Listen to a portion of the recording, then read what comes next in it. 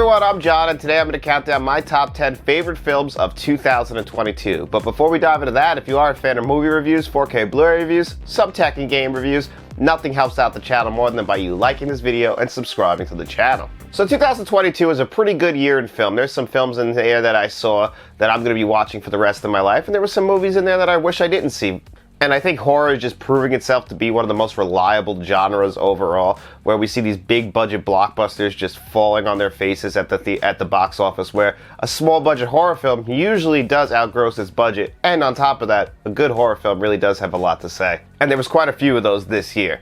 But before we dive into my favorites of 2022, I wanted to tell you guys what my least favorite is. I'm not going to do a top 10 list of the worst movies of 2022. There was only one movie that I absolutely thought was atrocious. There were some disappointments in there, like Halloween Ends or Jurassic World Dominion. But one movie, I just walked out of the theater and I can't believe that movie got released. And that movie was Morbius. If you ever need an example why Sony needs Marvel to release these Spider-Man movies, this should be it. Because when Sony is trusted to their own devices, we get movies like Morbius. And I think Jared Leto is a fantastic actor. I don't think this is an illustration of how he works. I mean, yeah, we get all those stories about how he is on set, but I don't think he's a bad actor. I just think the way he prepares for roles is a little weird. But this movie is it's just a bad movie. It really is. The best part about this movie is its opening credits. I really enjoyed the color scheme of it with the pink and the purples. Obviously, that's kind of like the colors of this channel. But the movie itself is just bad. Don't ever watch this. Don't get fooled by that awesome lenticular lens cover, slip cover that they have out there and the beautiful steelbook, because the art might be nice, but the film that they're going to be putting on that disc, not a good movie. So that is my worst pick of 2022. And now my top 10 favorite films of this year might be very different than your top 10 favorite films. Now I'm not picking these in the order of what I think is the best film that was made in 2022. I'm just picking this in the order of what my favorites of 2022 were. And hopefully I'm able to recommend a good movie to you guys that you haven't seen. So let's just start it right off at number 10. At number 10 is the National Geographic documentary that is actually right now available on Disney Plus under the National Geographic section, and that movie is Fire of Love. This is directed by Sarah Doza, and this documentary film tells the story of Katia and Maurice Kraft. They are a couple who love volcanoes and they love each other. What they like to do is they go up there and they want to get as close as possible to volcanoes, and then they want to get the film that you actually probably have seen in school of volcanoes and how they work. They were on the front line shooting that footage for you guys. They were the ones they would actually make these documentaries. That's how they funded them going to see volcanoes. But their true love was volcanoes.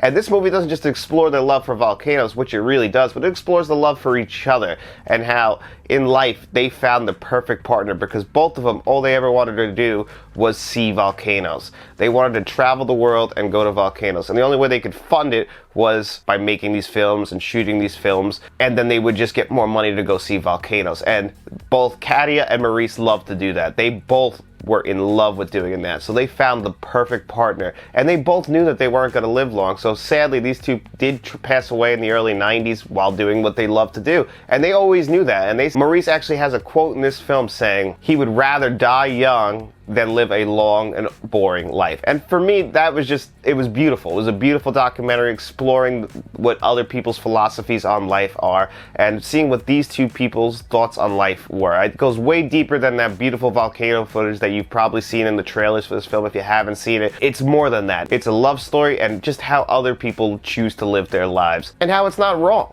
to live your life the way you want to live it if you found something that you are that passionate about. That's why this one squeaked in at the bottom of my top 10 films of 2022.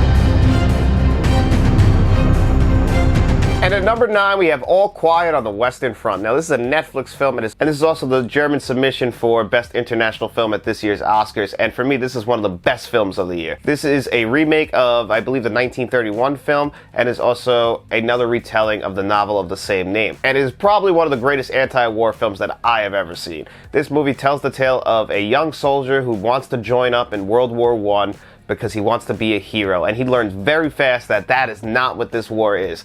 He learns the horrors and everything that goes along with being in war and why war is not it's all glamorized to be. And this film shows every single aspect of that, all the death, the destruction, just what it does to your mentality, what it forces you to do, and what the person it turns you into. And this is all illustrated on scene in just great beauty. I mean, this is one of the most beautiful films I have ever seen. I'm surprised that more people aren't actually talking about this movie just because how amazing it was. And not many movies got me emotional this year, but just seeing that death and destruction on screen and seeing and trying to understand what people had to go through. I mean, this is only just over 100 years ago, and the way these people's lives were, where they thought they were doing the right thing, and how it just ended for them. You know, it's something that just still rings true all these years later, and to know that this really happened and what these people had to suffer through. It's a hard watch, but it's an amazing watch, and it's by far one of the best films of the year. And at number 8, we got The Banshees of Inisherin, starring Colin Farrell and Brendan Skarsgård. And is the latest film from writer-director Martin McDonagh, who is actually one of my favorite directors. He's only made 4 feature-length films, In Bruges and 7 Psychopaths and 3 Billboards Outside of Ebbing, Missouri. And I have liked all of those films. In Bruges is my favorite by far, and it still is. But I couldn't wait for this movie before the year started. Getting Brendan Skarsgård and Colin Farrell back together. You know, it's that reunion from In Bruges. And they kind of switched the roles in this one, too. You know, if you've watched In Bruges, you know that Colin Farrell was more of the aggressive one, compared to Brendan Gleeson's more like warm-hearted and soft person. Now in this movie, Brendan Gleeson's the one with more of that hard heart, while Colin Farrell's more of a simpleton. You know, he's just used to his day-to-day life. But unfortunately, Brendan Gleeson's character needs more out of life, and he sees Colin Farrell as holding him back, and he decides, you know what, I want to end our friendship. I don't want to do this anymore. You go your way, I'm going to go my way. I'm going to go concentrate on my art. Just leave me alone. And this blows Colin Farrell away. He doesn't understand. Like, you know, we've had this friendship forever. They live in a small island town in Ireland, so it's really just a few people who live in that town, so there isn't much, and Colin Farrell just can't understand why he would do this. And this movie is about that push and pull between them and what their friendship is, and it's also about art, while also dealing with the Ireland Civil War, which is going on in the background of this film. So it's also an allegory for that. And this movie does have a lot of deep themes that it's dealing with, while also showing you a beautiful film with some great performances in it. You also have other great performances in there, such as Carey Connigan and Barry Keoghan, who had a phenomenal year as well. So this is just a great movie overall. I'm really glad that Martin McDonagh put out another movie. Hopefully we don't have to wait that long for another one, because this guy just knows how to make movies that really speak to me. At number 7, we have Tar, the Cate Blanchett starring Todd Field directed film. And this film tells the story of Lydia Tarr. She's an EGOT winner. She's huge in the world of classical music and making scores for films and Broadway. She really is at the top of her field. She is the best. But that doesn't stop her and her ego from running wild. And this is a perfect example of a great character study. Cate Blanchett is by far the best actress of 2022. She should win the Oscar at this year's Academy Awards. And I didn't expect to say that, because I just saw this a couple weeks ago when the 4K came out, and I had heard how good this movie was, and Martin Scorsese had that quote pretty recently saying that he could see the future of cinema now thanks to Tar. I mean, that's not an exact quote, but that's pretty much what he said, because I guess Martin Scorsese really loved this movie, and I can totally see why, because filmmaking in this is astonishing. Now, it's not my favorite film of 2022, as you could see, because there's some movies that I like more than this, but this is probably one of the best constructed films of the year, and just because of the character study in general. I love films that study a person and what makes them tick and what makes them work, and because every individual is different. We always try to put people in boxes, but even for the most famous people in the world and the most talented people in the world, they still have flaws just like you and me, and Lydia Tarr is a very flawed person. We see her flaws from the beginning of this film all the way to the end of the film. You know, you just get little cracks in the beginning, but that foundation starts to go as the film goes on, and it is just told incredibly from beginning to end. I couldn't put it higher because I've only seen this film once, and I do want to dive back into it knowing what I know, having already seen it once. I think I'm going to be rewarded a lot on repeat viewings of this film, and I really can't wait to do it. And I just can't sell it short. Cate Blanchett is just incredible. She's going to win her 3rd Academy Award, and it's just going to be so well deserved. What a great film. What a great performance. And then at number 6, just missing the top 5, which shocked me, and that's Jordan Peele's Nope, starring Keke Palmer, Daniel Kaluuya, Keith David, and many others that appear in this film. And this film actually tackles a theme that actually was very popular in a lot of movies this year, and that's filmmaking in general. We saw such films as The Fabelmans, Babylon, this all dealing with making film and other people's love of film. That's a big theme in this film, is getting the shots of dealing with cinematography or spectacle, because that's what drives people to the theaters, is that big spectacle like Avengers Endgame, that big film that everyone wants to see. And this movie is big. It feels huge. They use these with the best IMAX cameras. This is definitely Jordan Peele tackling a blockbuster. I saw this in Dolby Cinemas. I was blown away at what I was seeing. It was so gorgeous. And it's an original story, too, with many deep themes, so it really checked a lot of boxes for me. I know not everyone was high on this movie, and I understand why. And the sitcom storyline dealing with Steven Yeun's character, I understand that a lot of people didn't understand what was going on there. For me, this is a movie that is going to reward you again, like other films on this list, with repeat viewings, and I really did enjoy this film a lot. I just enjoyed how beautiful it looked and how well it was made. Jordan Peele, for me, is 3 for 3. He really just can't do no wrong, and in the horror genre, he's taking it to a whole different level. I believe that him, Robert Eggers, Ari Aster, these guys are the top 3 right now in the horror genre. And that's really just because they don't really seem to stay put in just doing regular horror. They have a lot more to say, and Jordan Peele, I think, just knocked it out of the park again with a great film, and that Keke Palmer performance, I can't sell it short. She is by far one of the best up-and-coming actresses, and she was given this role, she picked up that ball, and she ran it into the end zone because it's just that kind of performance. It's magnetic. You can't take her eyes off the screen from the first time she walks on the set to the last time we see her at the end of the movie. What a performance by Keke Palmer. And at number 5, we got Everything Everywhere All at Once. And this is a film directed by the Daniels, Daniel Scheinert and Daniel Kwan. And this is I believe this is their second film after Swiss Army Man, and this movie really came on my radar pretty quick. I'm a big fan of A24 films, and the premise in general, because this is a year where we were really getting into multiverses. We had Doctor Strange and the Multiverse of Madness, but who would have thought coming into 2022 that the best multiverse film would be Everything Everywhere All at Once. Now, this wasn't on my radar at all last year, but when I started seeing trailers for this and how quirky it was and how weird it looked, I was like, that's my kind of movie. And then when I saw this movie, I gave this film 5 stars, a 10 out of 10.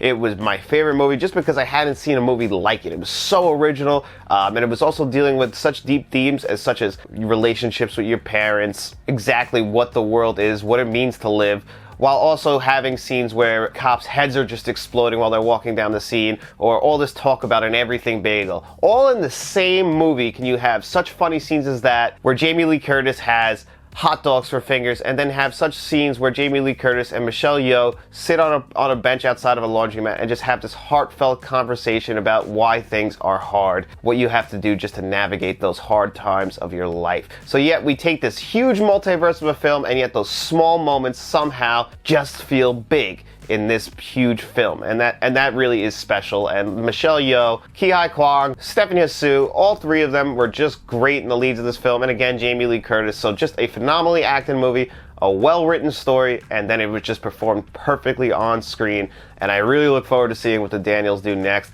I can't believe this fell to number 5 on my list. If you would have told me that way back when it came out, I wouldn't have believed you, but unfortunately I have to be honest with myself, and this was only my number 5. And then at number 4, we have Damien Chazelle's Babylon. And this is my most recent addition to my top 10 because I only saw this a week ago. And honestly, if I had probably seen it sooner and seen it another time, it would be getting pretty close to number 1. But only a week in my brain, I can't put it higher than this. But believe me, this is a total John movie.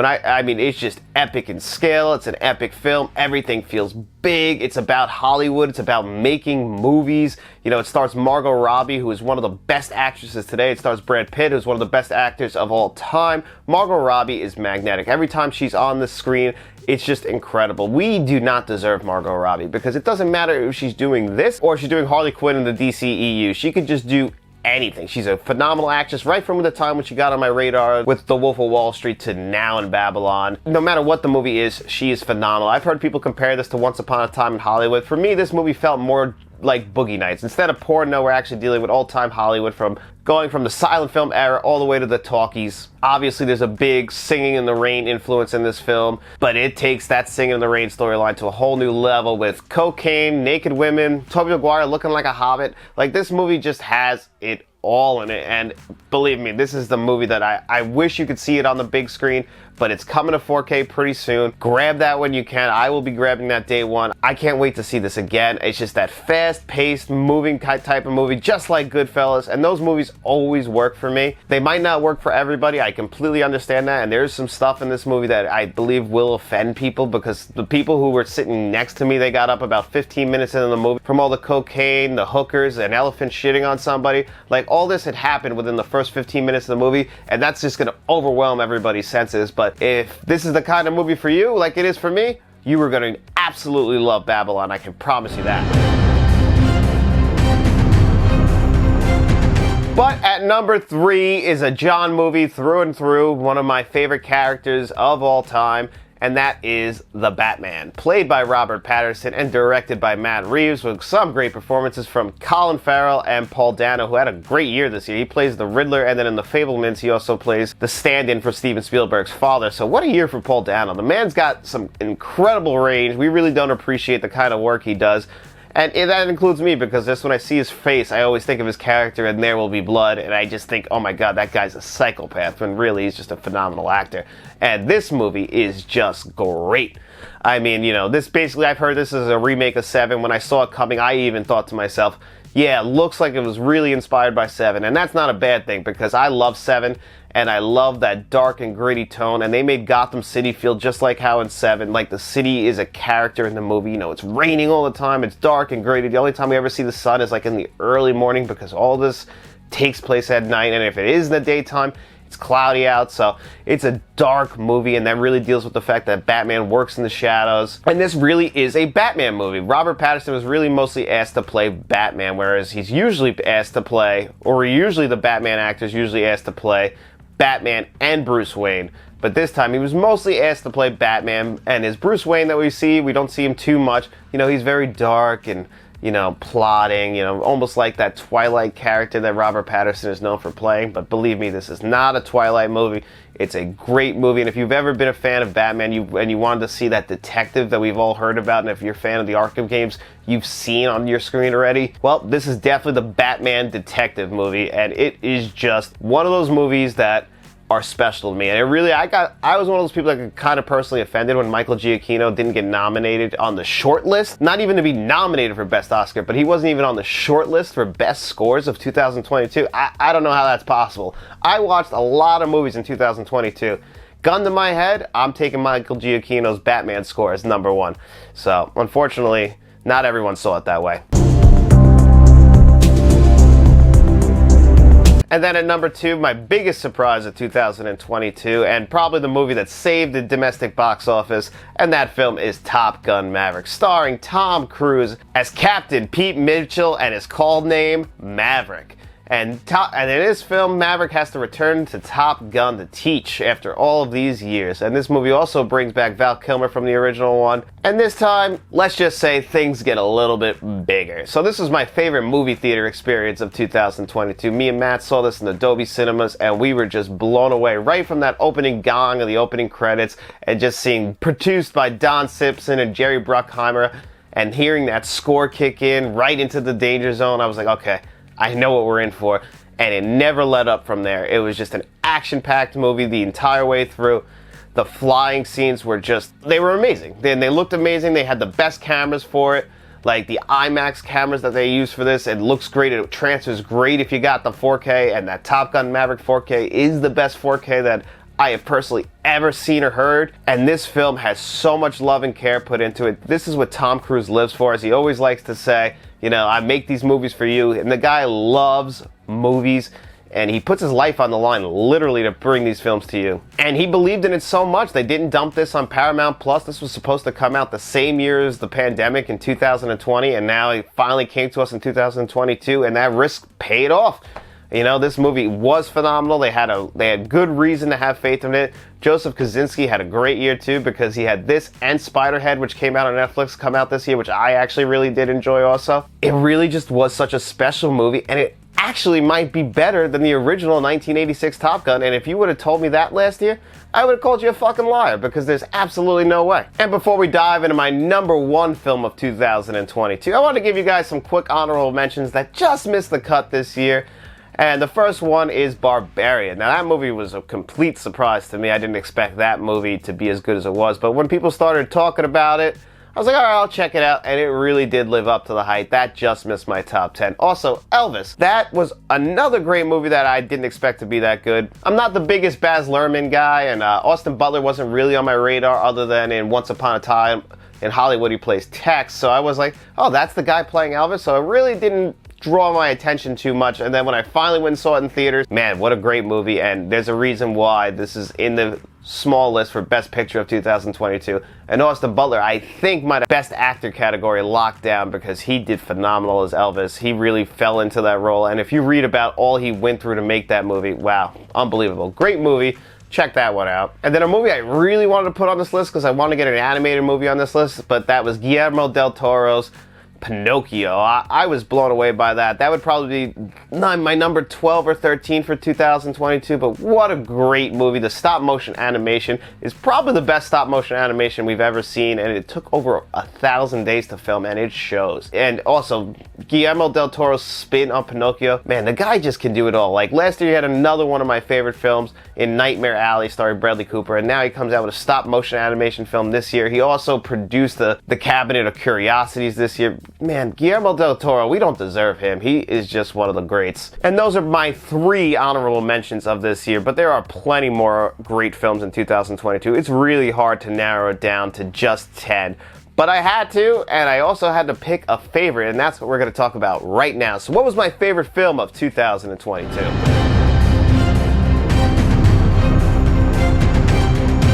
Pearl, directed by Ty West. And this is the second of a trilogy of movies that are being made. X also came out in the early part of 2022 and then also starred Mia Goth in 2 roles. One of those roles is the old version of Pearl. So Pearl is the prequel to X and shows a young Mia Goth's character of Pearl and how she was in her youth, or in her late teens, early 20s. And man, Mia Goth, if Cate Blanchett didn't make Tar this year, I was going to fight so hard, not that anyone would listen, to Mia Goth being the best actress of this year, because again, she plays 2 roles, Maxine in the old version of Pearl in X, and Maxine is the 3rd movie in this trilogy, which takes place in the 80s, is coming out in 2023, and that's going to complete this trilogy that Ty West made. But man, Mia Goth just steals the show in this movie. It's incredible. And again, this is a character study of Mia Goth's Pearl character and what makes her tick, and she is not well off at all. She's trying her best, like you could feel for her, but man, she is a psychopath. Now, there is a 6-minute monologue in this movie where we leave the camera almost still on Mia Goth, and she delivers this monologue going through all this wide, crazy range of emotions, and it's gonna blow you away. It's the best monologue of the year, and in this type of movie, and the subject that she's talking about in that monologue, it's really just unbelievable. What a phenomenal performance by Mia Goth, and what a phenomenal film. I love the film. The way this film is shot, everything looks so clean, and it looks almost like a portrait.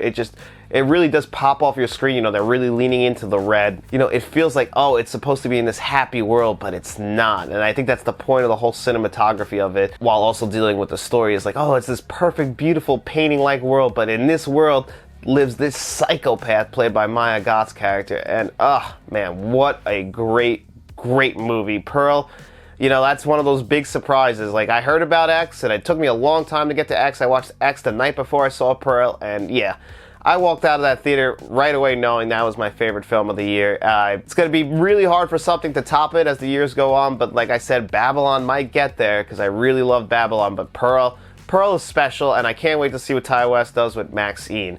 So anyway, guys, that's going to do it for my favorite films of 2022. Why don't you guys leave your list for your top 10 films of 2022 in the comments section below? We could talk about what we liked and what we didn't like this year. Do you want to tell me that I'm wrong? It's possible. I've been wrong before. You want to tell me I'm right? I'm always glad to hear that. But anyway, guys, thank you so much for being here with me on another episode of Let's Talk. Nothing helps the channel out more than by you liking this video, subscribing to the channel, running out in those streets, and telling all your friends.